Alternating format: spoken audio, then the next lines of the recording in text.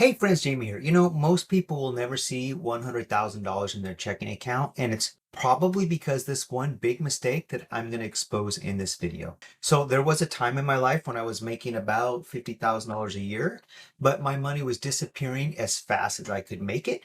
Might sound familiar to some of you folks. And no matter how much I sort of crunched the numbers, I couldn't really figure out why this was happening. So it took a fear of a potential upcoming divorce in my future and not having control of my finances to realize the number one reason 78% of Americans live check to check. Even those who work in the tech industry, like me and our friends here on this channel, who are making over six figures. In the next 15 minutes, I will go over my exact six step-by-step process I use, thinking back in time on how I pulled this off, that got me to my first $100,000 saved, including some of the uncomfortable truths and pains I had to live through that a lot of folks don't want to talk about. And you got to stick around because step four involves a mindset shift that most people are too proud to make.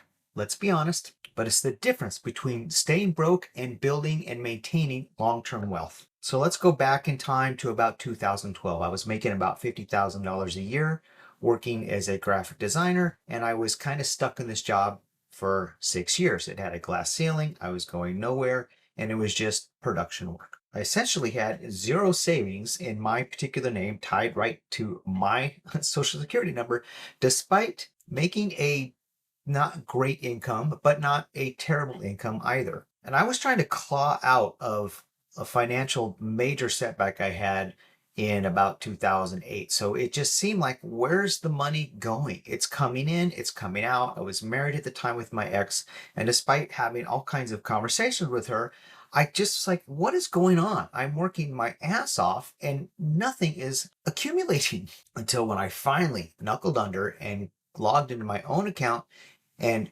tracked everything with a spreadsheet, and man, was I shocked. I'm going to tell you the commitment involved to getting your first 100K. It's going to require sacrifice. It's going to require discipline and some very uncomfortable lifestyle changes. But here's where I'm going to tell you it is all worth it, because Charlie Munger, who is Warren Buffett's investing partner and one of the most successful investors ever in the history of investing, says you've got to scrape, claw, and kill yourself, whatever it takes. Those weren't his words exactly.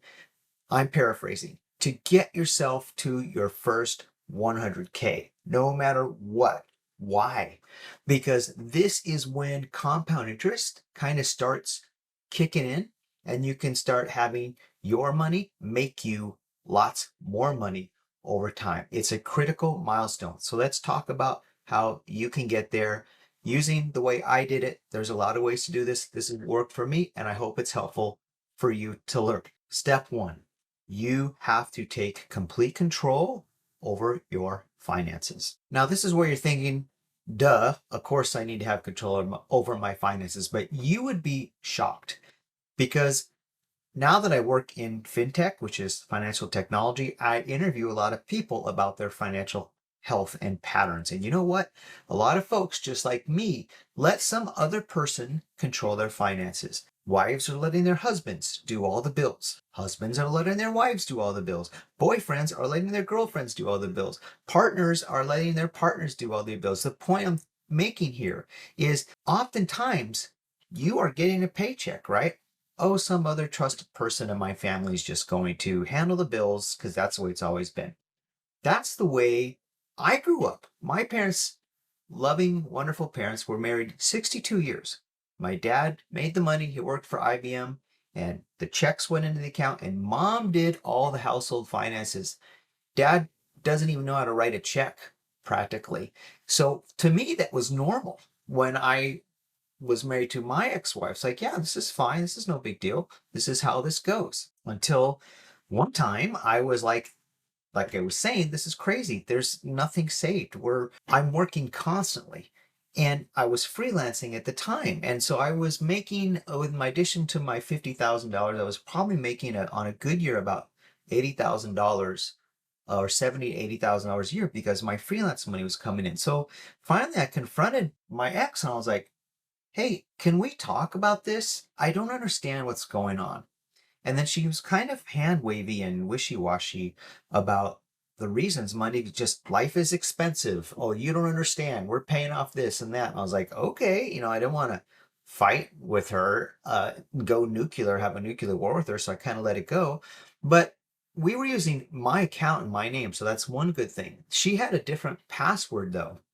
So I actually had to walk into the Chase Bank and bring my ID and say, I'm the owner of the account. Here's the situation, but my wife has the password. I need to change the password. And because I was the legal owner of the account and I had checks in my name and I had my ID, they changed the password for me. So I came home and I said, honey, I'm sorry, but I need to see what's going on in our checking account.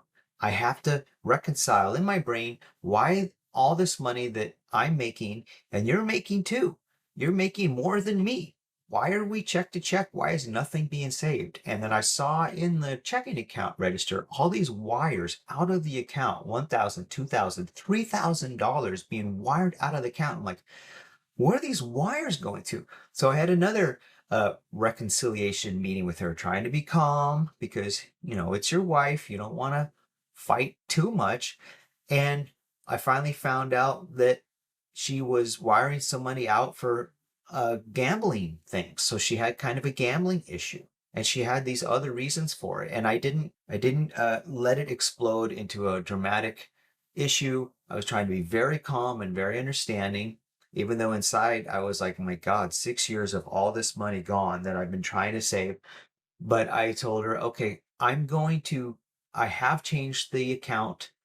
I want you to get your own account, please. And what you make, you do whatever you want to with it. And what I make, I'll do whatever I want to with it. And maybe we can march forward towards helping save our marriage, which was already kind of on the rocks, by at least eliminating this argument about money, right? So I did that. Okay, now step two for me. I finally got control over my finances. I finally stopped the bleeding. And now I had to find a new skill set, a new level of extreme frugality that I didn't even know I had. Most of my life at this point, like many other Americans, was simply, hey, you got some money, let's go spend it. Let's go on a trip. Let's go out to dinner. It's just fine. I was highly motivated to save up a lot of money. Why? Because my marriage was trickling down to the point of ending, and I knew this, and I was thinking I have to have at least $10,000 to start over on my own as a middle-aged divorced man. I'm going to have first and last month's rent. I'm going to have to probably pay some lawyer to get all these things all buttoned up. This was all in my mind. I was like, I have to at least have $10,000. So the level of frugality that I discovered in myself that I didn't even know was there was obscene. I would go to grocery outlet and dollar store because they were side by side where I lived. And I would walk back and forth from grocery outlet and dollar store to see which cans of black beans were cheaper. I was saving every single penny, and I got to the point where normally I would go into the store, throw a bunch of things in the cart, pop to a Costco or whatever, and the checkout was $300, $400, $500. I got it down to a rule in my mind. It's like I will not spend over $40 every time I go to a checkout. Period. I just will not. Another thing that worked to my benefit quite well was we were both trying to save money, me and my ex. So we managed to always rent very, very cheap. I can't say these were the nicest neighborhoods, but we always found a little pocket that was safer, but incredibly cheap living. We got mother-in-law units. We never tried apartment hell. We'd get a house that was kind of older and beat up and rough around the edges, but the neighborhood was okay. So I was only paying about probably $500 a month rent and then a little more for the food every month, which leads me to step three. You have to create multiple income streams. Okay. So I was making about $50,000 a year at this one company as a graphic designer, but where I live in the Seattle area, that is not really a whole lot of money. Obviously, I wasn't going to get any raises because that was a life lesson that you get paid based upon your skill and what the industry pays, not length of service. You're just going to get paid that and they're never going to budge. So I was doing a lot of freelancing on the side and I was making about additional $20,000 to $30,000 a year. So finally the money was starting to pile up. I quickly got to my first $10,000 of a divorce preparation fund and I kept going. I think I was about 20 at one point and I was like, okay, now I'm feeling really good that I can start off my own. At this point, I had managed to work really hard to keep my marriage together. So we were doing pretty good as a marriage at that point, and I had fended off a pending divorce, and I just kept letting the money pile up. So this is where I knew I needed to accelerate this even more. So I started teaching myself investing. I was a complete noob at the time. So I started off with avoiding the amateur mistakes, which is like, oh, I don't want to put money in my 401k because that takes money out of my check. Yeah, it does. It puts it in something that makes you a lot more money over time. So I maxed out my 401k. I took any company bonus I got and I invested that as well. And this brings me to a really key point about investing. There is a big psychological fear barrier involved in this because if you think, gosh, everyone's talking about investing, I should go look into this. The first thing you're going to see is there's a chance your money could go down. So everyone gets terrified of that. So they won't put their money in any investments at all. They just keep it in cash. I know people in tech making very good money. They have done for years and have like $110,000 in their checking account because even at that level of pay, they're still afraid to invest. And if you don't invest, you are literally taking tens, maybe even hundreds of $1,000s out of the picture that you could have earned by earning some interest on your money. And if you do that, you can almost forget about ever getting to financial independence or $1 million because it just takes so long to make money without having compound interest work in your favor. In fact, I would say now that the bigger risk is not investing. Put it in your checking account and watch 4% inflation whittle away at your savings. So if you don't mind, I'm going to take my eyes down here and read some of my notes. I want to read you the timeline that I typed up here for exactly where we were at this point. So here's the time frame. About 2012 to 2017, I had 5 years of extremely disciplined execution and saving. The savings rate was consistently about $20,000 per year. And here's the exact breakdown. So I was saving about $15,000 from my salary savings by living extremely frugally and controlling my money and knowing exactly where it's going, while also doing about $20,000 a year in freelance income. And I was just starting to see the benefits of investment returns and compound interest growth, even though I was a total noob at the time when it comes to investing. So after that, I hit my first milestone of my first $100,000 in 2017. Now, with this kind of money, so much anxiety goes away, so much fear goes away because you're thinking that is a significant financial cushion. And I can almost restart anywhere in the United States with this type of money. And for the first time in my entire life, so I was in my 40s, did I actually feel financially secure. And because I already knew how to live frugally, I got over my fear of investing. This was the launching pad for all my future investing and income growth. So after I had this kind of money, obviously I didn't go out and blow it.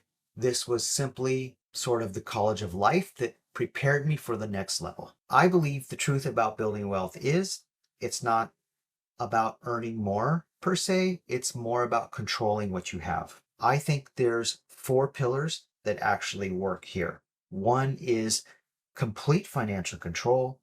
You have to decide where every dollar goes. 2 is extreme frugality. Okay. You need to live well below your means. 3, you have to have multiple income streams. Okay. Don't depend just on one source. Always pile on as much as you can. And 4, you need to get over your fear of investing and start investing, and then start investing consistently. Okay. And here's some reality checks. I'm calling it the sacrifice reality. You will miss out on other things and people enjoy. Going out to dinner, big parties, expensive vacations. There will be a motivation factor. You have to have a why that is bigger than your comfort zone. My why was kind of weird. I knew had a divorce which was pending, which did happen eventually, and I had to just say no to everything because I knew if I was a broke ass divorced middle-aged man, I would be like damn near homeless. Okay. And it taught me the compound effect. So a regimented daily routine over time is going to yield you huge results. And today, luckily, I'm reaping the rewards from this hard work I put in that long ago. And then lastly, I can say through this process of getting to my first 100K, I completely changed my mental mindset. I would say today I'm an investor, and back then I was a consumer. So life had to kick me in the teeth a little bit to get me to do this, but boy, am I thankful that I went through it. So let me read my notes again, and I want to wrap up the common mistakes that I went through that I believe keep a lot of people broke. And if you watch out and don't do these mistakes, I think this is a repeatable process. That's my opinion that anybody could follow and get out to achieve financial independence. Here we go. Mistake number one, letting someone else control how your money flows. Mistake number two, lifestyle inflation as your income increases. I think that should be self explanatory. Mistake number three, waiting for the perfect time to start investing. There is no perfect time.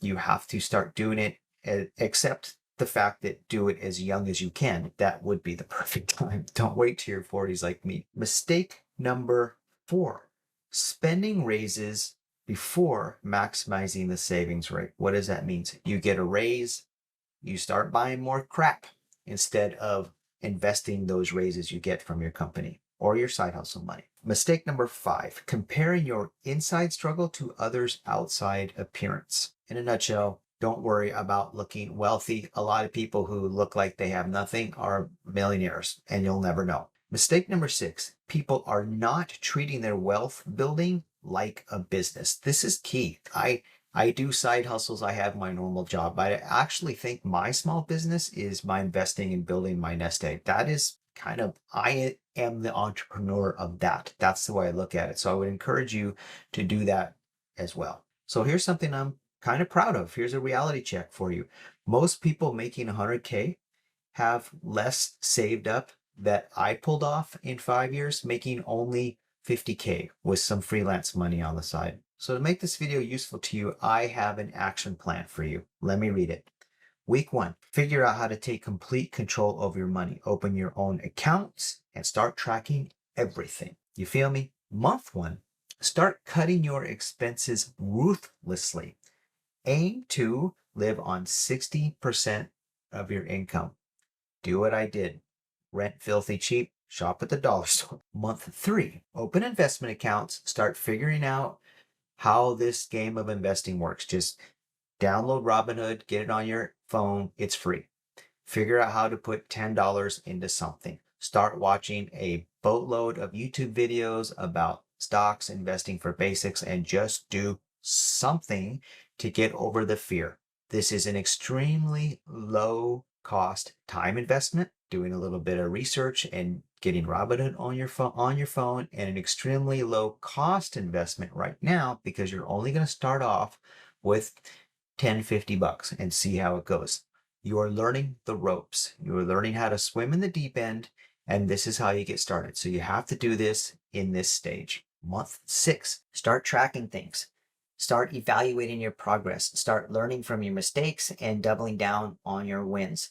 Find out which stocks you want to invest in, which investments you want to do. Just start learning. This is going to yield you far more pay over time than your paychecks are going to. And a lot of folks don't realize that. They give 40 hours if you work in tech or some high pressure job, 60, 70 hours a week into making their employer happy instead of understanding and learning this other aspect, which is going to make you way more money over time. You just have to give it patience. The money tree has to be planted in the soil, it has to be watered, it has to be nurtured, and it has to be pruned properly over about 10, 15 years. And then all of a sudden, the $100 bills are going to start falling out of that money tree faster than you can pick them up. By year one, aim for your first $10,000 saved, no matter what. Year one. Here's the commitment you have to make. Treat what I'm talking about here like a business, like your life depends on it, not a hobby, not a fun thing to do.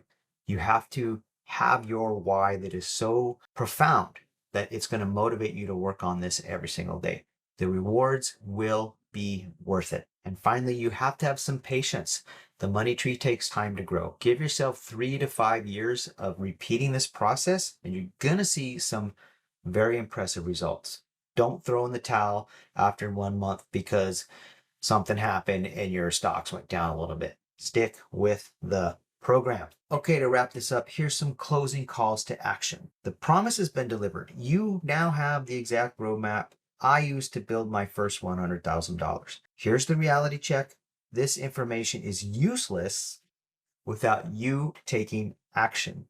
Massive action yields massive results. The challenge: choose one step and implement it this week. I dare you. I triple dog dare you. Get involved in the community. There are millions of Americans going through the same struggles that I went through, that are going through this today. Let's help each other and solve this global issue. Give me your comments in the video. I read and respond to every single one. If you found this video valuable, in the next video, I'm going to show you how I took that $100,000 and started moving it into various markets, how I research, how I figure out where I want to put my money, and even recently, how I use AI to help me pick stocks. So make sure you subscribe just so you don't miss it. Give me a like if you thought this was valuable, and I'll leave you with this bit of wisdom. The best time to plant a tree was 20 years ago. The second best time is right now. Plant your money tree. Let's do this together. Jamie out. I'll see you in the next video.